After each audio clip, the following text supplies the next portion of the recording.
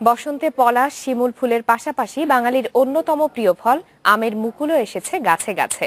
রাজশাহী, চাঁপাইনবাবগঞ্জ ও মেহেরপুরের বাগান ভরপুর মুকুলের গন্ধে।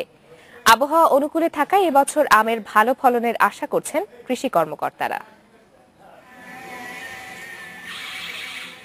শীত বিদায়ের সাথে সাথে আম গাছে আসছে মুকুল।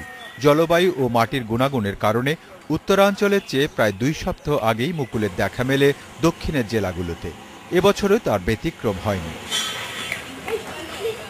মেহেরপুরের বিভিন্ন বাগানে এরই মধ্যে মুকুলে ভরে গেছে আম গাছ। শুকনো মৌসুমে গাছের গোড়ায় মাটি ও পানি দিয়ে বাড়তি যত্ন নিচ্ছে চাষিরা। পানি শুনে তাহলে ফল ঝরে গেলে তার আমের ফলন পাওয়া যাবে না, সেজন্য আমরা সবসময় পানি দিয়ে রস করে রাখছি। আমরা এই মুকুলের জন্য বিভিন্ন কীটনাশক প্রয়োগ করছি যাতে মুকুলটা না নষ্ট হয়। কৃষি বিভাগের তথ্য অনুযায়ী রাজশাহীতে প্রায় 17,000 হেক্টর জমিতে আম গাছ রয়েছে। আবহাওয়া অনুকূলে থাকায় প্রায় সব গাছে এসেছে মুকুল।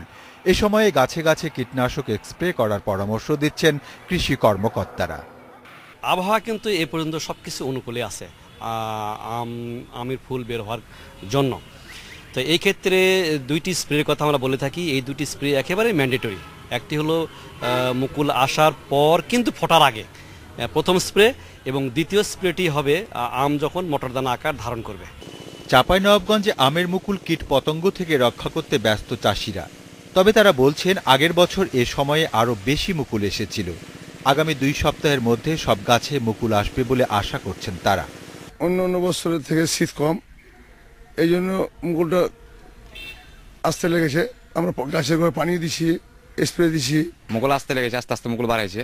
2-1 সপ্তাহের মধ্যে ক্লিয়ার হয়ে যাবে। আল্লাহর কাছে আশা করি বাগান মুকুল ভালো। কৃষি বিভাগের হিসেবে চাঁপাইনবাবগঞ্জে এবছর 24,470 হেক্টর জমিতে আম চাষ হচ্ছে। এরই মধ্যে 15%-এরও বেশি গাছে এসেছে মুকুল। এবার মৌসুম অনেক ভালো মনে হচ্ছে। চাষিরা তাদের নিজ নিজ বাগানের অনেক যত্ন নিয়েছে, সার প্রয়োগ করেছে, পানি দিচ্ছে।